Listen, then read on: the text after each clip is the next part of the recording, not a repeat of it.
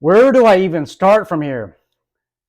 The last couple of days, I've been uploading some videos on private security officers wearing SWAT pins, wearing ERT pins, SRT pins, and these videos have sparked a lot of controversy.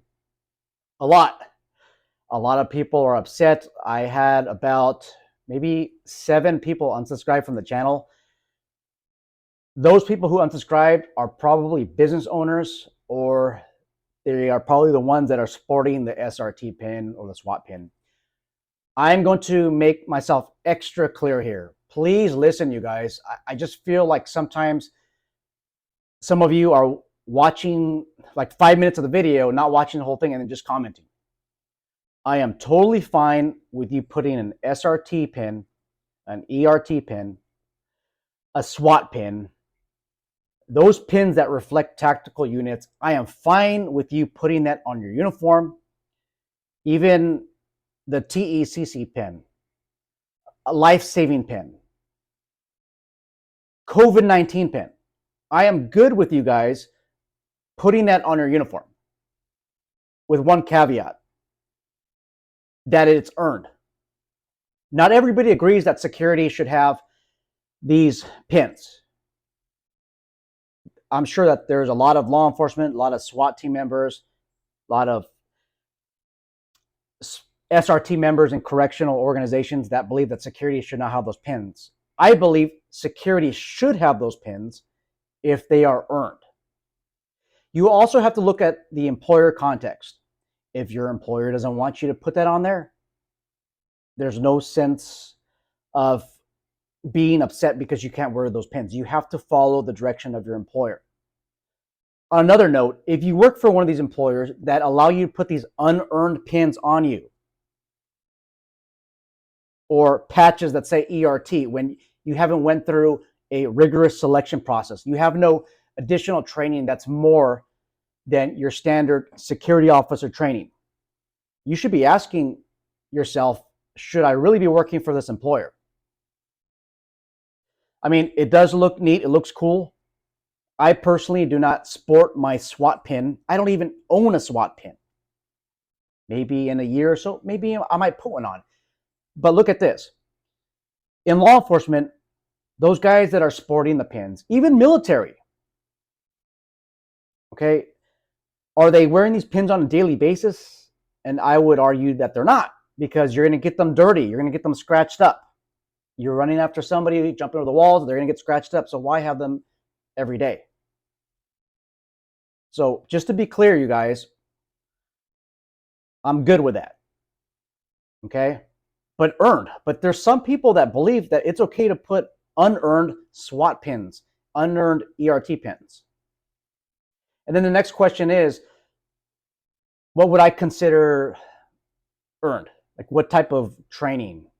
Now, I want to make clear that I don't believe that you have to be military or law enforcement to wear those pins, but you have to go through some rigorous selection process and the appropriate training, which we'll get at towards the end of the video. Okay. On another note, I want to reach out to those of you who are employers. You have to be honest with yourself and honest with other people. If you're working security under these organizations, you also have to be honest with yourself. And try to think outside the box. I'm not saying that you're not thinking outside the box, but you have to look at what motivates human beings. I, admittedly, more than a decade ago, I was terminated. I was demoted from sergeant. Before then, I went through the 2-week supervisory school where I learned a lot about human behavior. And when I was reinstated after my civil lawsuit, I came back. Okay, just to show this is just to show you that when I was demoted due to political reasons. Those of you who try to get into law enforcement or are in law enforcement, you have to be careful what you say. I joined our police officer association as a board member, and I bashed our leaders in public in front of everybody. And I eventually got terminated and demoted. When I came back, okay, I came back as a stronger human being. I hit rock bottom, and I learned a lot. I learned a lot about human behavior. Those leaders, the new leaders, okay, that were in charge of this organization where I was or am employed at, they saw my potential and they gave me an OIC position, which means officer in charge. It's basically your acting sergeant position, but because these organizations don't want to pay, okay, I was getting almost nothing, like piss poor pay for taking on that leadership position. After I did 2 years, then I started again supplementing as an OIC for 1 year, and then another year I was off, and another year. All in all, I got a lot of experience being a leader. And I'll say this, that I don't need to have stripes. Okay, actually, I am considered a 2-stripe or corporal. I haven't worn stripes in years, even though I was eligible, because it's all right here. I'm respected by a lot of people that I work with, and that's because I give respect, I humble myself, but I don't need to wear stripes in order for people to respect me. Now, our current leadership, they keep bothering me about the 2 stripes, whatever. I guess I'll put them on soon. But I don't need to put 3 stripes on to signify sergeant in order to be characterized as a leader like some envision a sergeant to be. I don't need to have that on me. In my whole leadership career, I learned that there are different ways to motivate people. Those of you who own these organizations, I know that some of you are set with, no, we're not going to put any ribbons on our officers because it looks dumb. It looks cheesy. But please listen to what I have to say. Different reward systems motivate different people. For example, Citywide Protective Services based out of San Diego. I did a social media review on them. Lucas, the vice president, was showing me that several of his officers get life-saving pins because they saved the life of people. And I know that a lot of those saves were probably those who overdosed, but what to say that one human being is greater than another human being? Those officers that are under his command proudly wear those pins, and it motivates them to doing good. Now, I come from the old school mindset that you don't have to have a pin to feel good about yourself, but that's an old school mindset that should be thrown into the trash. Just because I feel that way about the pin system, that doesn't mean that you guys as current leaders, managers, have to feel the same way. So just consider what motivates your employees. Let's be in it for your employees.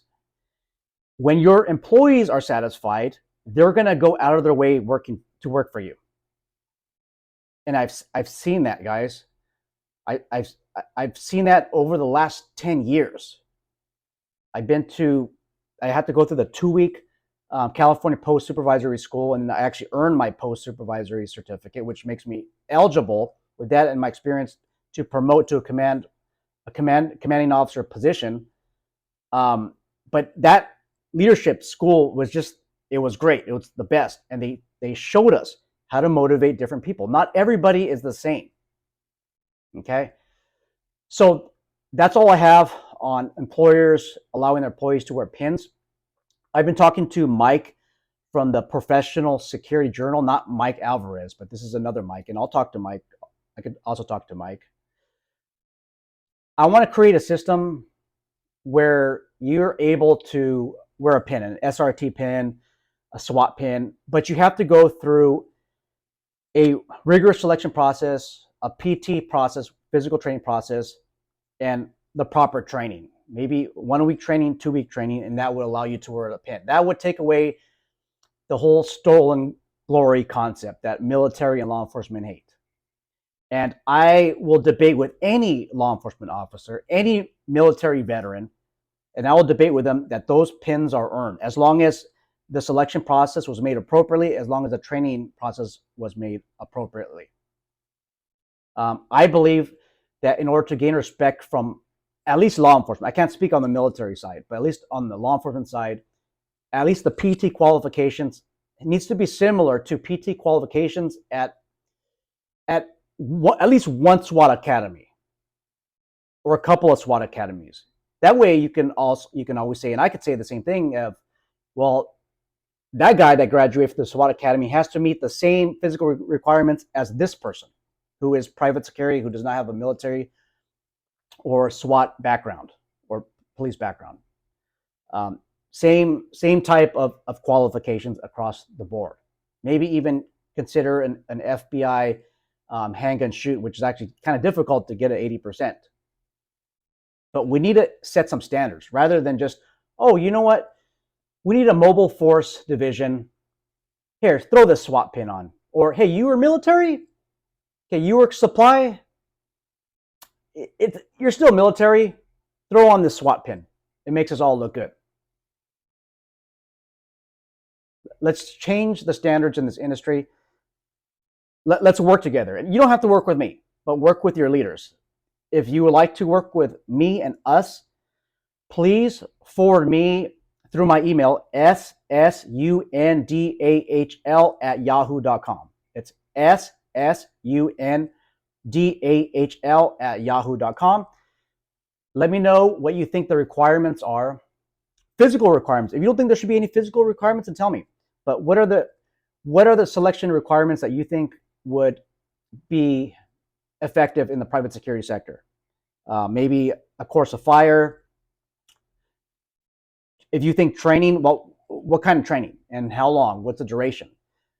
Maybe you have a standardized testing process already. If you don't want me to share it with everybody else, if you don't want me to share your name, keep you disclosed, I can do that as well. But I want to give props to those of you who to reach out to me.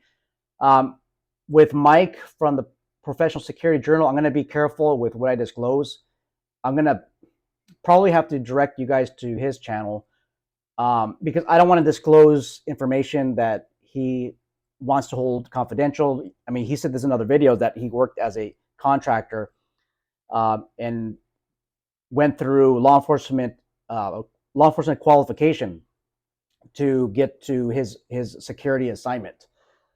I don't want to disclose too much information because I do talk to him a lot about the security field, and I'm going to be really restrictive on the information that I share because I'm sure he has some great information, but again, I can't just be on camera disclosing confidential information from other people. And I just mentioned Mike because there's other organizations out there, other people that might reach out to me and want to disclose what they have, but they want to remain anonymous. And I can do that too.